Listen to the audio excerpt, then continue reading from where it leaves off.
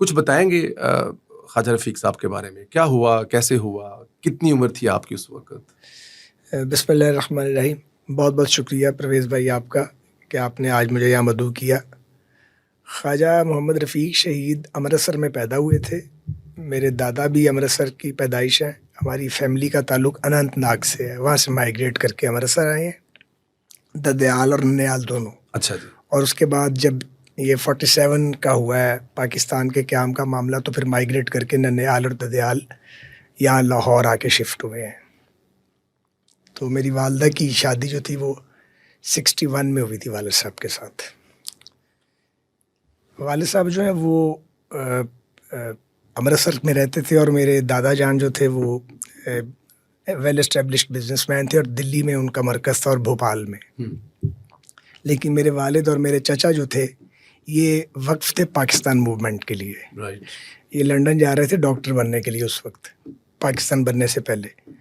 تو وہ قائد اعظم کی کال آ گئی. اپنے والد کی یعنی میرے دادا جان کی خواہش کا احترام کیا، اور میرے والد اور چچا جو تھے وہ امرتسر میں ہی رک گئے. اپنے پیرنٹس کے بعد دہلی نہیں گئے جہاں پہ اسٹیبلشمنٹ تھی ساری فیملی کی. یہاں پہ آبائی گھر تھا. تو یہاں پھر میرے والد صاحب جو تھے وہ مسلم اسٹوڈنٹس فیڈریشن امرتسر کے سیکرٹری جنرل تھے. اس وقت ٹین ایجر تھے، ابھی 20s میں نہیں آئے تھے. تو جو پنجاب میں مسلم اسٹوڈنٹس فیڈریشن کا ہسٹوریکل رول ہے پاکستان کی تحریک کی کامیابی میں، اس میں جو ینگسٹرز تھے ان میں میرے والد صاحب بھی شامل ہیں. پاکستان بن گیا. پاکستان بننے کے بعد مسلم لیگ پر قبضہ ہو گیا ان یونینسٹ جاگیرداروں کا جن کا پاکستان بننے میں کچھ لگا نہیں تھا. اور یہ تقریباً پورے متحدہ پاکستان کے حالات تھے. اس طرف بھی لوگ اور طریقے سے قبضہ کر رہے تھے مسلم لیگ پہ. وہ گھس بیٹھیے جیسے آ جاتے ہیں جب ایک نیا ملک بن گیا تھا. تو جو پہلا ریبیل ہوا اس دور کے مسلم لیگ میں وہ حسین شہید سروردی صاحب کی قیادت میں جنا عوامی لیگ بنائی گئی. تو جو پہلی حزب اختلاف تھی لیڈ بائی حسین شہید سروردی، اس میں میرے والد صاحب بھی شامل تھے. تو یہاں سے پھر ان کی پولیٹیکل سٹرگل پاکستان کے اندر جو تھی اس نے ایک نئی کروٹ لی. اور پھر جو ایوبی مارشل لاء ہے 10 سال کا، اس میں الحمدللہ میرے والد کی آواز توانا ترین آوازوں میں سے ایک تھی. کئی بار وہ پابند سلاسل ہوئے. تب بھٹو مرحوم جو تھے وہ ایوب خان صاحب کے ساتھ تھے. اس کے بعد وقت نے پلٹا کھایا اور بھٹو مرحوم نے ایوب خان صاحب کو خیر آباد کا. تو بہت سارے جو ایوب خان کے اپوزیشن کے مستند لیڈر تھے انہوں نے بھٹو صاحب کی لیڈرشپ کو تسلیم نہیں کیا. ان میں خواجہ رفیق صاحب بھی شامل تھے. تو ڈے 1 سے اختلاف رہا. میرے والد صاحب کا یہ خیال تھا کہ یہ جو سانحۂ مشرقی پاکستان ہے سپریشن کا، اس میں جہاں مارشل لاؤں کا بہت بڑا رول ہے، بلکہ میجر رول انہی کا ہے، اور ناانصافیاں ہیں جو بنگالیوں کے ساتھ کی گئی ہیں، اس کے ساتھ ساتھ وہ سمجھتے تھے کہ بھٹو صاحب کا بھی اس میں رول ہے. میں آپ کو یہ بھی بتاتا چلوں کہ شیخ مجیب اور میرے والد صاحب بڑے قریبی دوست تھے، کیونکہ عوامی لیگ میں اکٹھے تھے نا، کامریڈ تھے. اور جب مادر ملت کی کیمپین چلی ایوب خان صاحب کے خلاف، جب پریزیڈنشل الیکشن لڑی مادر ملت، تو میرے والد صاحب جو تھے وہ ویسٹ پاکستان میں ان کے چیف الیکشن ایجنٹ تھے. تو ایک بڑا ان سے کم مجیب الرحمان صاحب سے تعلق تھا. لیکن جب انہوں نے 6 پوائنٹس کے اوپر 6 نکات پیش کیے، پھر دونوں دوستوں کی آپس میں علیحدگی ہوئی اور وہ پھر دوبارہ ظاہر اکٹھے نہیں ہو سکے نظریاتی طور پر. جی آبویسلی. تو والد صاحب کا بھٹو صاحب سے ایک اختلاف تھا. بھٹو صاحب جو تھے وہ دیکھتے دیکھتے پاپولر لیڈر بن گئے.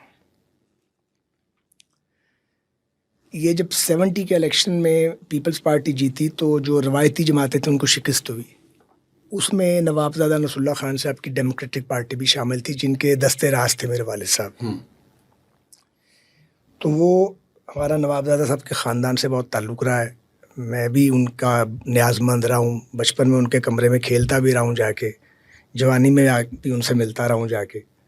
تو بڑی عقیدت اور احترام کا ہمارے خاندان کا رشتہ ان کی پوری ہلکی پھلکی سیاست بھی ان کے ساتھ کی ہے آپ نے؟ نہیں، میں نے نہیں، میرے والد صاحب نے. جی. تو پھر والد صاحب کی ان سے علیحدگی ہو گئی تو انہوں نے اپنی جماعت بنائی پاکستان اتحاد پارٹی. جی جی. یہ ہے 72. جی. 72 کا یہ شاید 2nd کوارٹر ہے. وہ جب والد صاحب نے اپنی جماعت بنائی تو بھٹو صاحب کو 1 سال ہو گیا تھا پاور میں آئے ہوئے، اور وہ جو اس وقت کی پیپلز پارٹی کی جمہوریت تھی اس کا مذاق پھر قوم چکھ رہی تھی. تو والد صاحب نے بڑی اسٹرانگ اپوزیشن شروع کر دی. ان کو تھریٹس بھی آتی رہیں. ان کو بہت اہم لوگوں نے بتایا بھی کہ آپ اتنے بلنٹ نہ ہوں, لیکن وہ بہت زیادہ بلنٹ تھے. میں کچھ بھی نہیں ہوں, بہت زیادہ. تو وہ پھر اپنی تقریروں میں انہوں نے کہہ دیا تھا کہ مجھے آپ کا پیغام مل گیا اور مجھے پتہ ہے کہ آپ میری جان کے در پہ آئے ہیں, لیکن میں باز نہیں آؤں گا. یہ ریکارڈ کا حصہ سارا کچھ تقریریں وہ ساری اس دور کے اخبارات میں چھپی ہیں, کیونکہ ایوب خان کا دور آمریت گزر چکا تھا. اب جن لوگوں نے ایوبی آمریت کا مقابلہ کیا ہو, جنہوں نے گورے کی جیل کاٹی ہے, وہ تو پھر ان کے لیے تو پاکستان جنت تھا, اور جب اس جنت میں کوئی خرابی پیدا کرے گا تو وہ اس سے لڑیں گے. بہرحال اس کا نتیجہ یہ نکلا کہ 20 دسمبر 1972 کو تحریک استقلال لیڈ بائی سر خان صاحب اور خواجہ رفیق صاحب, جن کی ابھی ننھی منی جماعت تھی اتحاد پارٹی, جس کی عمر 4-5 مہینے تھی, اور لاہور کے وکلاء جن کی قیادت اس وقت ایک معروف لیڈر تھی رابعہ قاری ایڈوکیٹ, یہ لوگ کر رہے تھے. یہ 20 دسمبر 1972 کو یہ بلیک ڈے آبزرو کیا اپوزیشن نے, اور شاہراہ قائد اعظم پہ جلوس نکالا. تو وہ اس جلوس کو گھیر لیا پیپلز گارڈ نے, جو اسی مقصد کے لیے بنائے گئے تھے اس دور میں. آج تو پیپلز پارٹی بڑی ریفائنڈ پارٹی ہے, اور اس نے بڑی مار بھی کھائی ہے ضیاء اللہ کی آمریت. پیپلز گارڈ جو ہے وہ پاکستان پیپلز پارٹی کے آفیشیل, ان کی وہ آف شوٹ تھی نا. تو وہ انہوں نے گھیرا ہوا تھا, اور وہ گالی گلوچ اور دھمکیاں دے رہے تھے. یہ سارا رپورٹڈ اخبارات میں, میں اپنے پاس سے نہیں کر رہا بات. تو وہ جلوس ختم ہو گیا. اصغر خان صاحب اپنے باڈی گارڈز کے ساتھ چلے گئے. میرے والد صاحب واپس آ رہے تھے گھر, تو پنجاب اسمبلی کی بیک سائڈ پہ ان پہ حملہ کیا گیا. تو وہ موقع پہ ان کو 5 گولیاں لگیں, اور جو قاتل تھے وہ پیپلز پارٹی کے پرومیننٹ لوگ تھے. جو لیڈ کر رہا تھا اس کا نام آصف طاری تھا, اور وہ میاں افتخار طاری کا سگا بھتیجا تھا, جو لیاقت باغ فائرنگ کیس کا بھی ملزم تھا. تو وہ والد صاحب پھر موقع پہ ان کی شہادت ہو گئی. ہم بہت چھوٹے تھے, میں 5ویں کلاس میں تھا, سلمان 3ری میں تھا. ہم مقدمہ نہیں لڑ سکتے تھے, ساتھ تھا ہی کوئی نہیں. مگر میری والدہ جو ایک گھریلو عورت تھیں, وہ بڑی جری خاتون تھیں. انہوں نے کہا یہ مقدمہ میں لڑوں گی. اچھا. جی ہاں, وہ مقدمہ ہم نے لڑا. آپ سب کتنے بہن بھائی تھے؟ ہماری ہمشیرہ کوئی نہیں ہے, 2 ہی بھائی ہیں. اچھا, 2 بھائی ہیں بس, اور ایک والدہ. 2 بھائی تھی اور والدہ تھی, اور والدہ نے ڈیسائیڈ کیا کہ 5 سال کے بچے جو 5ویں پڑھتا اور 3ری میں, ان کے ساتھ میں یہ مقدمہ لڑوں. جی, ددیال نے بھی ساتھ چھوڑ دیا. اور ننیال جو تھے وہ اتنے پڑھے لکھے تھے کہ ان کے پاس وقت نہیں تھا ہمیں ملنے کے لیے. سب سنیں گے لیکن مجھے اس کی کوئی پرواہ نہیں ہے, سچ یہی ہے. اب سب سے ہمارے تعلقات ٹھیک ہے. سب نے چھوڑ دیا طوفان میں ڈوبنے کے لیے. میری والدہ کھڑی ہو گئی, انہوں نے کہا نہیں میں لڑوں گی. تو انہوں نے وہ پھر جو والد صاحب کی جدوجہد کا پرچم تھا اس کو بلند کیا. وہ مقدمہ تو ہم نے ہارنا تھا, ہم ہار گئے, کیونکہ کوئی گواہی دینے کے لیے تیار نہیں تھا. گواہان کو بٹھا دیا گیا, لوگوں کو خریدا گیا, بہت کچھ ہوا. بہرحال وہ وقت گزر گیا جی. تو آپ یہ دیکھیں کہ والد کے چیلم پہ میں ابھی 5ویں کلاس میں تھا, تو مجھے اسٹیج پہ کھڑا کر کے کہا گیا کہ تم تقریر کرو. جب والد کا سایہ سر سے اٹھ جاتا ہے تو آپ جتنے مرضی بچے ہو, آپ چند راتوں میں بڑے ہو جاتے ہیں. مجھے وہ جو 5ویں کلاس پہ میں نے والد کے چیلم پہ گفتگو کی تھی یاد ہے, اتنا ریئیکشن تھا. ابھی بھی یاد ہے؟ ہاں, مجھے پوری اچھی طرح پتا تھا میرے والد کو کس نے مارا ہے, کیوں مارا ہے, میرے والد کا قصور کیا تھا. اور یہ آپ نے اس وقت 5ویں کلاس کے طالب علم طور پر تقریر کی؟ جی. جب میں 7ویں کلاس میں تھا تو میرے والد صاحب کی برسی کا ہر سال جلسہ ہوتا تھا. تو 7ویں میں تھا, 74 تھا. جی. بھٹو صاحب کا پیک تھا. جی. بچی دروازہ میں جلسہ ہوا. جی. جس میں تشریف لائے مولانا شاہ احمد نورانی, جی. خان عبدالولی خان جی. مرحوم, مفتی محمود صاحب مرحوم, جی.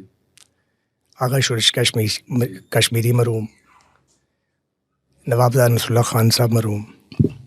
ساری ٹاپ لیڈرشپ پاکستان کی وہاں موجود تھی.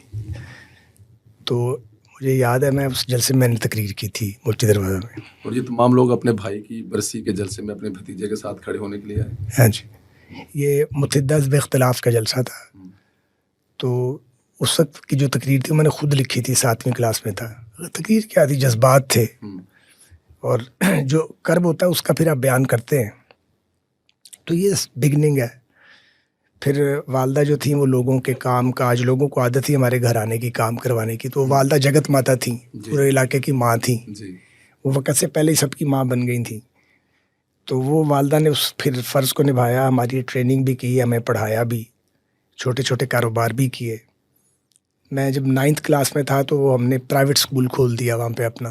میں نے اس کو بھی میں نے آرگنائز کیا تھا والدہ کے لیے. وہ والدہ کو میں بزی کرنا چاہتا تھا. وہ والد صاحب کی یاد میں برسوں جو تھیں وہ ایک خاص کیفیت میں رہیں, تو ہم اس کیفیت سے ان کو نکالنا چاہتے تھے. تو اسکول جو تھا وہ چل گیا, امی بھی بزی ہو گئی, ہمارے مالی حالات بھی بہتر ہو گئے. گھر ہمارا کافی بڑا تھا وہاں, ابھی بھی وہی ہے, وہ 22 کمرے تھے اس کے اندرون شہر میں. اچھا, ابھی بھی وہ گھر ہے؟ ہاں جی, وہ تو چھوڑ ہی نہیں سکتے ہم اس کو. تو وہ والدہ نے کرائے پہ چڑھا دیا. 8-9 کمرے ہمارے پاس تھے, 2 بچے اور 1 ماں, تو 8 کمرے ہم نے کیا کرنے تھے. باقی وہ 4 منزلہ گھر تھا, بلکہ ہے. اب میں اس کو دوبارہ ٹھیک کروا رہا ہوں. تو وہ پھر وہاں سے اس سے بھی انکم آتی تھی. اور جو ہمارا پرنٹنگ پریس تھا وہ اس پہ ہمارے عزیزوں نے قبضہ کر لیا. اچھا. وہ 13 سال تک انہوں نے قبضہ رکھا, وہاں سے کوئی پیسہ نہیں آتا تھا. پھر جب آپ جوان ہوئے تو واپس آیا؟ وہ تو خود ہی آ گیا تھا. تو میرے نانا جی جو تھے وہ بنارس روڈ پہ ان کا بڑا اچھا ویل اسٹیبلش بزنس تھا. تو نانا جان سپورٹ کرتے تھے. ننیال میں میری خالہ ایک تھی, انہوں نے ہمیں سپورٹ کیا. خود میری والدہ BA BEd تھیں. اسکول چل گیا, گھر کا کرایہ آتا تھا. تو ہمارے مالی حالات 1.5 سال تھوڑی سی ڈپائی بھی ٹھیک ہو گئے تھے الحمدللہ. میں یہ ضرور کہنا چاہتا ہوں کہ 2 فیملیز نے کوشش کی ہماری مدد کرنے کی. ایک جنہوں نے کبھی ذکر نہیں کیا اور وہ دنیا میں نہیں ہے, ان کا نام ہے میاں صلاح الدین سلی. انہوں نے بہت کوشش کی. وہ حالانکہ ہمارے سیاسی مخالف تھے جب یہ شہادت ہوئی والا. ہاں جی. تو میاں صلاح الدین صاحب, یوسف صلاح الدین صاحب کے والد صاحب, میرا یوسف بھائی سے بہت تعلق ہے, آج بھی ہمیشہ رہے گا. وہ ہمارے سیاسی مخالف تھے. ہر الیکشن خواجہ صاحب کو ان کے بیچ ہوتا تھا. اور وہ اتنی کرب اور تکلیف میں تھے جب یہ واقعہ ہوا, اور پیپلز پارٹی میں تھے. انہوں نے بہت کوشش کی, لیکن میری والدہ بڑی خوددار خاتون تھی. انہوں نے کہا نہیں, آپ نے اتنی ہمدردی کی. دوسرے چودھری ظہور الہی مرحوم تھے, انہوں نے اخبار میں اشتہار دے دیا. تو بہرحال اللہ ان کو جنت نصیب کرے. انہوں نے بھی 2 بار کوشش کی کہ وہ کچھ ہماری مدد کر سکیں. مجھے اچھے سے یاد ہے, ان کا بھیجا ہوا آدمی آیا, لیکن ہم نے ان سے کوئی مدد نہیں لی الحمدللہ. تو لیکن انہوں نے کوشش ضرور کی. باقی تو کسی نے کوئی ساتھ واتھ نہیں دیا. تو اس طریقے سے وہ وقت گزرتا رہا. یہ جو آپ 5ویں 7ویں 8ویں سینٹرل ماڈل اسکول لوئر مال. اچھا, سینٹرل ماڈل اسکول لوئر مال. میں اور میرا بھائی وہیں سے پڑھے ہیں. اور میں وہاں اسکول میں ڈبیٹر بھی تھا, لڑائی جھگڑے بھی کرتا تھا. سچی بات ہے, میرے اندر تلخی بہت تھی نا, تو میں کسی کو بولنے نہیں دیتا تھا. اور one of the best debater بھی تھا. 5ویں 8ویں اور میٹرک میں اسکالرشپ ہولڈر بھی تھا. تو ایجوکیشن بھی ٹھیک تھی, تقریریں بھی کرتا تھا, اور سچی بات یہ ہے کہ لڑتا جھگڑتا بھی تھا.